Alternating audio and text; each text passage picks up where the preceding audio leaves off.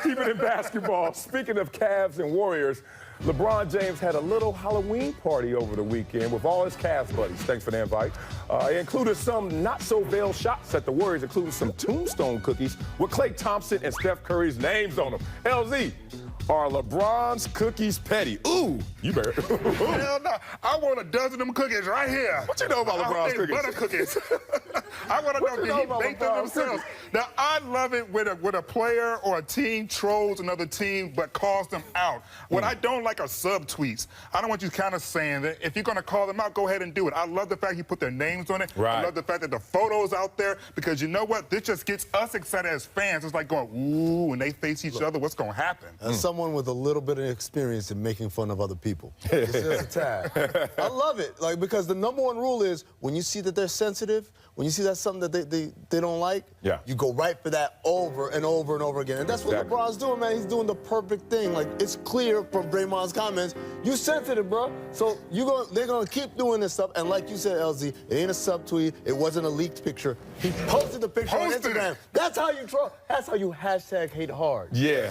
And you know what's crazy being in the locker room before when we had to deal with some guys who used to do some snitching, some guys, anonymous sources, always breaking up the team or talking about another opponent. Coach used to always say, names and numbers. Always, I want your name on it, and I want that number on it. I want to know who to associate this with. In this situation, LeBron is basically saying, I'm the king, and I can say whatever I want in my domain. And right now, until Golden State proves otherwise, LeBron is on to it. Go for it, man. Bake some more cookies. Bake some pound cake, too. Let's stay in my sport. Let's switch to football. Let's talk about Cam Newton and Cam Newton's safety and his very public criticism of how he's been treated to refs continue to make headlines after the day. Steelers tackle Marcus Gilbert had a message for the reigning MVP. Says this, if you're out there and you're scared to take a shot, then don't be out there, especially if you're a running quarterback. When he's running over people, he's going to stand right up and he's going to celebrate.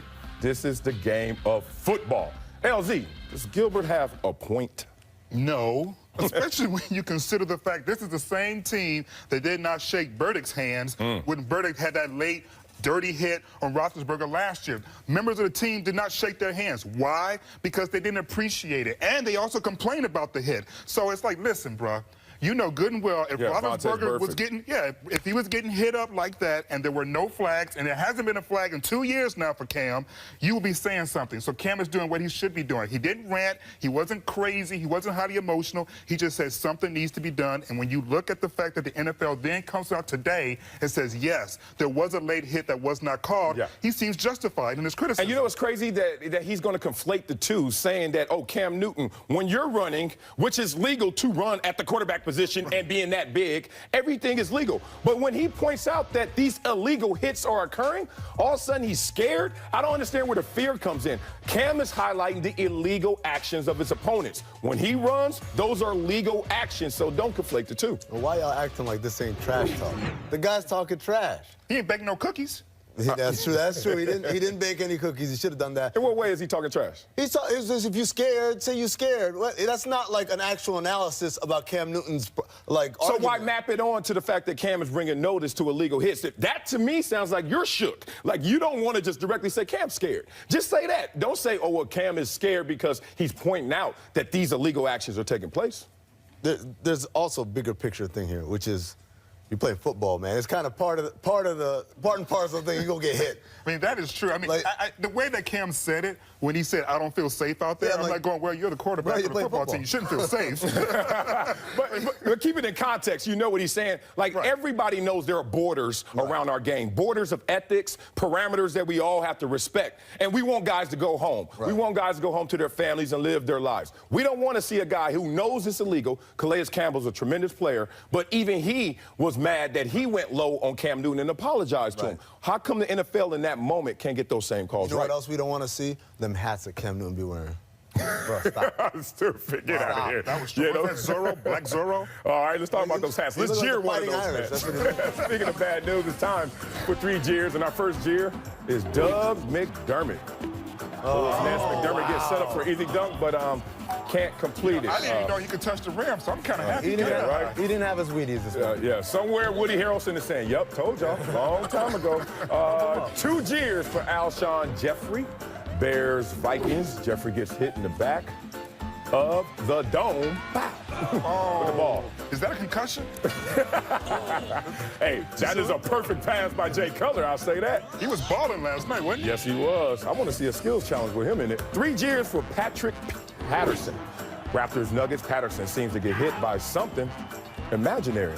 Now, hold on. Oh, no, that's synchronized. Oh, yes. Wait, what? Synchronized Exactly. floppy. I love it. Why are we only singling out Patrick Patterson? Gallinari doing the same thing. Hey, Meta did say they're ghosts in the NBA. Last time we saw Ronda Rousey in the UFC ring, she got her face beaten in. Ooh. And now she tells Ellen she doesn't have many fights left in her. We discuss this next.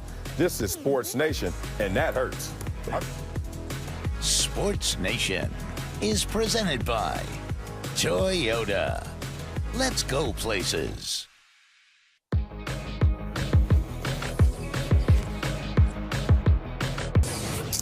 Well, welcome back. That was Ronda Rousey on the Ellen DeGeneres show. And look, I want to talk to Ronda Rousey, friend of the show, if I may say friend. Certainly have tremendous respect for her. And watching her right now in this moment takes me back to one of the greatest philosophers of this century. One, Marcellus Wiley. And this is a Wileyism for you, Ronda Rousey. If you're thinking about retiring, you are already retired. Now, I heard that same advice from Darren Woodson, who got it from Bill Parcells, John Elway. And basically what you're talking about right now is 1 foot's in and 1 foot's out. So we got to make sure that this is not a diminished product coming back. If you're going to come and fight, you have to be all in, all invested. But right now, sounds like you're not. And I don't know how exciting that is to fans to come and support you. And I also don't know how motivated are you to really go out there and win back your crown. What do you guys feel about her comments? Especially giving 1 foot in, 1 foot out, 1 foot in her face, right? Like, if she said this coming off of a win with the belt, then we're like, oh, hey, there's only like 3 more fights of the great Ronda Rousey. But right now, your stock is at its lowest, so you can't start talking about... I'm almost gone. Yeah, like that reduces my motivation to watch you because you're already washed. I don't know. I like it when athletes give their fans a heads up. You know, I cover sport tennis where dudes just disappear. And then you like going, what happened to them? They didn't tell us they retired anything. They just left. And I always hated that. I mean, Ray Allen, God bless him, he retired today. But it's like, we could have said goodbye to you 3 years ago, man. You didn't have... So you want Kobe tours everywhere, huh?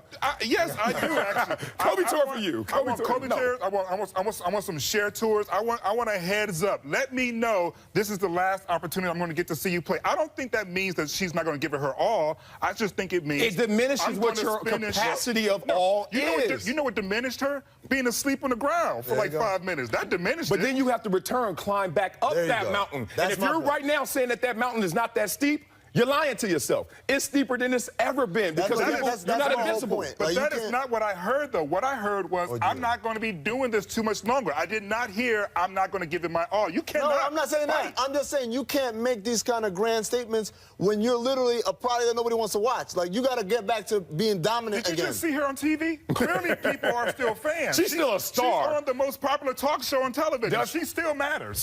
Sports Nation? She was on Sports Nation?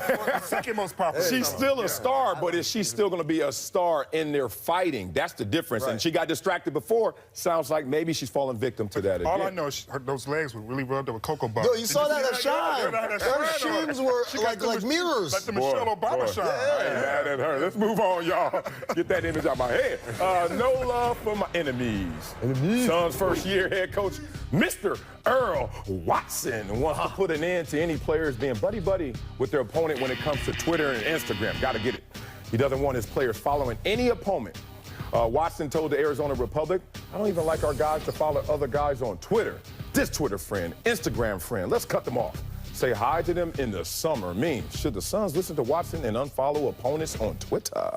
Should I put him on blast? Do it. Put him on blast. Used to work there. Did you work with him? No. Oh, well, good. Really blast him. Put him on blast. Really blast. Earl Watson, that's great advice, except for the fact you followed Doc Rivers on Twitter. Oh! And Doc Rivers went whooping last night. Maybe if you hadn't followed him on Twitter, maybe if you unfollowed and followed your own advice, oh my God, maybe I would have had a different outcome. Oh my God. You talking about hypocrite. You got the receipts, bro. You got the receipts. I got a research team here. Oh, man. That's not good. Oh, that's not good. Poor Earl. First he starts I mean, poor Earl. Nobody told him to say this. First he starts with this ridiculous, we're going to count the high fives. Yeah. And we're going to have a high five tracker. He did. And it's like, dude, you want to do something? Work on your transition defense. I think you're 0 for 3, 0 for 4. And the biggest problem is that you're not getting your team back and set up on defense. So instead of asking them not to be on social media when they're not practicing, focus more in on what they're doing when you are practicing, because you're only going to get in their lives for so many hours during the day. Right. Be productive with it. Telling someone not to follow somebody is kind of stupid. LeBron James follows half the league. Yeah. I don't think anybody's calling him a loser. And I think, all right, so to give a serious answer, a serious basketball answer. You got that in you? You got that in you? I have a serious. We're talking about Instagram friends. I know. You can be serious. Right. But what he's talking about, Earl Watson is talking about, basically, he's got a team of kids. He got a lot of 19-year-olds on this team. Yep. And so he's trying to toughen them up and try to kind of get them in that mentality that that's the enemy or whatever. The problem is, sometimes it gets lost in translation, because in his mind, how do you get that hype? It's like, oh, we're going to cut them all off. Back in the day, they said you don't talk to him, right? We don't shake his hand when you see him. Now it's like, oh, in the modern day, you tell them don't follow him on Instagram. But again, that's, like you said, it's silly. But you know what it sounds like? How do you police it, by the way? Do you check every day that he didn't? Well, clearly. Well, you obviously checked his, so maybe he can do the same thing. My research said. I have research that. Well, you know what? This sounds like some of the elements of art of war. So if you really want to toughen someone up, let's go back to that great philosopher, the one, Wileyism of himself. Even on Twitter and Instagram, keep your friends close, but your enemies closer.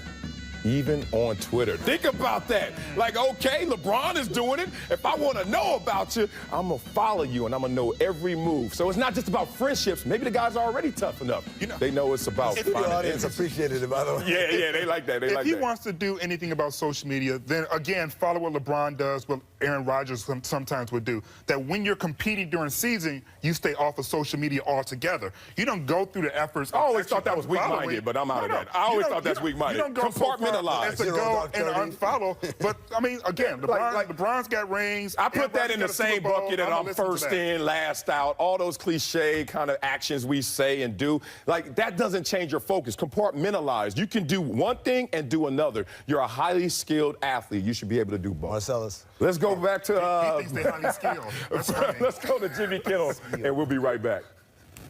Football this weekend. This is from the Oklahoma State-West Virginia game Saturday, where Brady Quinn of Fox Sports made what some are calling the greatest first down measurement call of all time. And if this is short, they no doubt would request that they take another look. Barely enough to keep this drive moving. That's a big play for West Virginia. Just the tip of the football. Oh, well, thanks for clarifying that. I thought something else was going on. Yota!